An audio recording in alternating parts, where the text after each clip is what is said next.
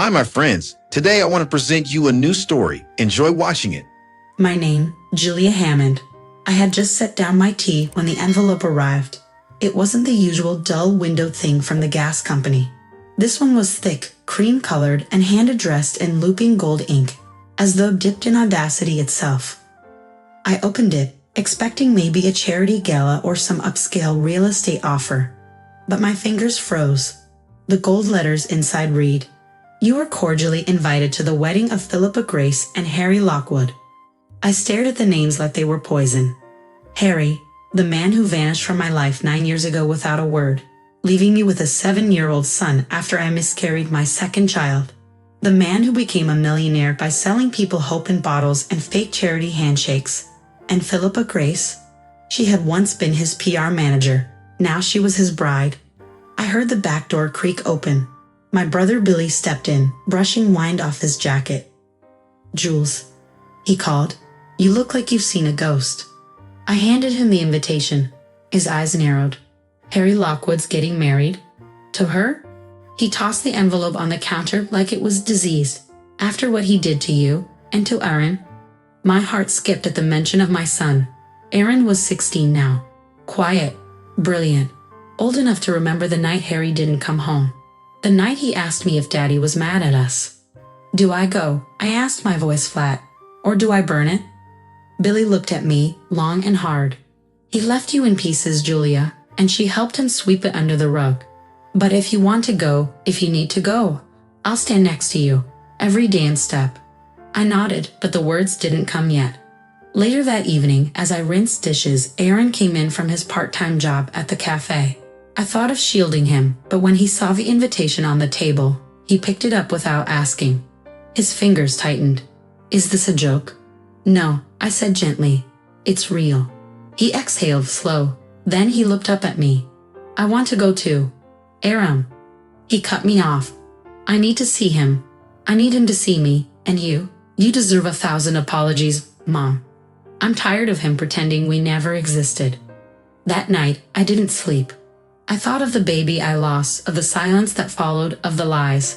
I thought of how Philippa had told reporters I was unstable and dramatic, while she stood by Harry's side and turned his cruelty into a brand. The invitation was more than a summons. It was a challenge. And something in me, the part that used to love Harry, the part that bled, lit up like wildfire. "I'm going," I whispered to myself. "Let's see what story they spin this time." And far from knowing it then, this wedding would not be a celebration. It would be a reckoning. I arrived at the hotel 2 days before the wedding, the kind of place with too many mirrors and too little soul. Every surface gleamed, but nothing felt clean. I wasn't there to rest, I was there to watch. Aaron and I had agreed on the plan. He talked the hotel staff into giving him a catering shift using a fake resume and his wide-eyed charm. "I want to be inside the storm," he said, not hiding under an umbrella. I didn't fight him. Something about this whole event reeked of performance, and I didn't trust Harry or his bride. The rehearsal dinner was a blur of silk and champagne. I watched from a distance, seated at the edge of the ballroom, anonymous. No one knew who I was, yet. Philippa stood at the center of the room, laughing too loudly, draped in a silver gown that shimmered like armor. Her smile never reached her eyes. And then I heard her. "She'll be here," she whispered to a man in a headset. I sent the invitation myself. Don't worry, her part in this story ends in front of the camera. My blood went cold. I ducked behind a column as she continued, voice lower now, venom in silk. "Harry's past is a liability. This wedding is a relaunch. I won't let some weepy ex and her mistake of a child ruin the brand." "Philippa," the man cautioned, "there's a limit to how much spin even you can manage." She smirked. "There's no limit when you're selling redemption. The bigger the fall, the better the rise. Harry's silence is the price of not disclosing his financial shenanigans. He knows that." Aaron texted me at that moment, "Back kitchen. Just saw her talking to security about removing someone during the reception. I'm installing the mic now." He had planted a small recorder inside the main podium. The one Philippa would stand behind when delivering her wedding speech. Every smug word she spoke tomorrow would be captured. I walked out of the ballroom quietly, my chest tight. Not with fear, no, it was fury now. I called Billy. She knows exactly what she's doing, I said. This isn't a wedding. It's a scripted purge. They want me gone, not just from Harry's life, but from the record entirely. Let them try, Billy said, his voice like gravel and steel. Let the cameras roll. We're going to give them a show they won't forget. I reported to the authorities today. That night, I didn't cry. I polished my shoes. I pressed the blue dress I once wore to a charity gala, the same one Harry had loved. Tomorrow, I'd wear it again. And tomorrow, when Philippa lifted her glass to toast their fabricated fairy tale, I'd be standing right beneath her smile, ready to burn the stage down. The chandeliers trembled with laughter, glasses clinked, and then Philippa stood. She tapped her flute with a manicured finger and looked straight at me, though no one else seemed to notice. My friends, she began, her voice a performance wrapped in honey. We gather not only to celebrate love, but to celebrate healing from people who nearly destroyed it. My stomach nodded. Erin was somewhere behind the bar. I kept my eyes on her. There was a time, Philippa continued, when Harry was burdened by a broken past, a woman who nearly ruined him. But love, she beamed, rescued him. I rescued him. A ripple of laughter. I didn't move. I felt the heat crawl up my throat. And while some cling to stories that never belonged to them, she went on, tonight, we buried the old and embraced the truth. That's when Aaron stepped forward, apron still on, but his hands no longer trembling. He took the microphone from the DJ's table, his voice calm, too calm. I'm Aaron, he said, eyes locked on Harry. Harry's son. The one he left behind, who he never met again, never called, never cared to know. The ballroom fell to a hush so sharp it hurt. He pointed at me. That broken past raised me.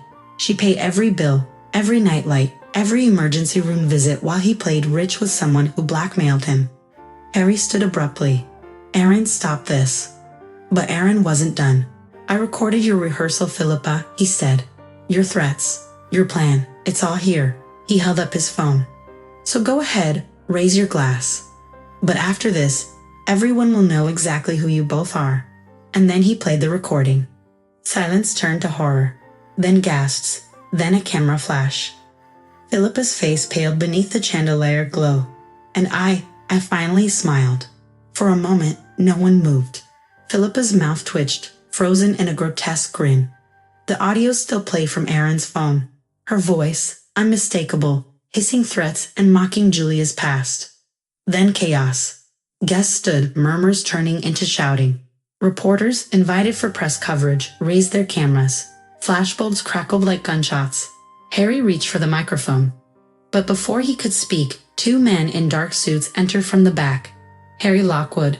One asked, holding up a badge, "You're under arrest for financial fraud and obstruction of justice." "No, wait. This is a mistake," Harry sputtered, stepping back. Philippa said it was handled. "You should have stayed silent," Philippa hissed. "I told you. You told him to lie." Aaron barked, stepping between them. "You used him. You used all of us." Philippa lunged at Julia, eyes wild. "You think you've won. You think anyone will believe you, a washed-up ghost in second-hand shoes." But Julia didn't flinch. "You built your empire on lies, Philippa, and lies eventually collapse." Billy moved fast, catching Philippa's arm mid-swing just before she reached Julia. "Not today, Snake," he said through gritted teeth. As the officers cuffed Harry and Philippa screamed empty threats, the guests began to leave in stunned silence, avoiding Julia's gaze. But not Aaron's. They saw him now. And her.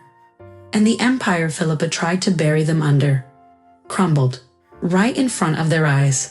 The morning sun spilled through the kitchen window like a soft promise. Julia sat at the worn wooden table, hands wrapped around a mug of chamomile tea. The silence, for once, didn't feel heavy. It felt earned. Aaron shuffled in, still in pajamas, his hair a wild crown of curls. "We made it, didn't we?" he murmured, leaning down to kiss the top of her head. She smiled. "You made it. You were brave enough for both of us." Just then, Billy burst in, waving a newspaper. "Front page," he grinned.